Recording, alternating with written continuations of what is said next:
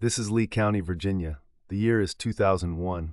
The coal is gone, the jobs are gone, and a new thing has arrived in the hollows.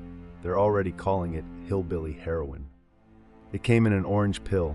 A doctor prescribed it. The label said it was safe. By the early 2000s, OxyContin abuse was an epidemic across Appalachia. Hazard, Kentucky, rural Maine, the Shenandoah Valley. Pharmacies were getting robbed for it. Teenagers were dying of it. 25 years later, the toll is national. The U.S. Centers for Disease Control counts roughly 806,000 opioid overdose deaths between 1999 and 2023, part of more than 1 million Americans dead from drug overdose since this began. OxyContin did not kill all of them, but OxyContin lit the fuse, and the company that made it knew the fuse was lit before it ever sold a single pill. In 1996, Purdue Pharma launched OxyContin and told doctors the risk of addiction was less than 1%. It was a lie. Purdue's own data pointed to addiction in roughly 13% of patients. They had the number. They buried it. They told a second lie, too. They sold OxyContin as 12-hour relief, a dose every 12 hours, twice a day. Their own pre-launch trials showed many patients got relief for as little as 6 hours. That was the whole business model. Higher dose, fewer pills, premium price.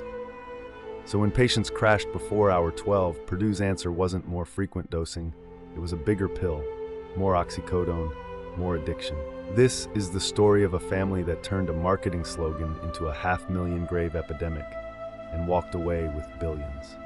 The sales force was trained to chase a pot of gold. Founder Raymond Sackler called OxyContin the company's ticket to the moon. The Sacklers stripped roughly $10.4 billion out of Purdue as the bodies piled up, from a drug that earned them an estimated $35 billion.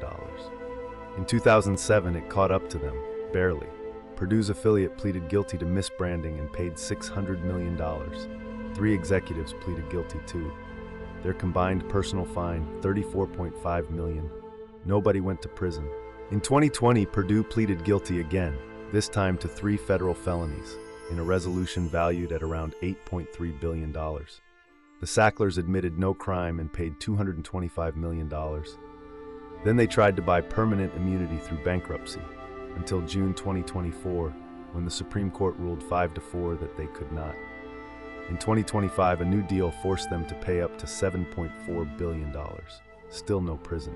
Still no admission of guilt from the family. A teenager named Jesse Bolstridge was buried in Strasburg, Virginia. A high school football star who started on pills at 15 and was dead at 19. He is one grave among hundreds of thousands. The family that helped dig them is still, by any measure, rich. Recall files. We recall what others forget, subscribe, hold them accountable.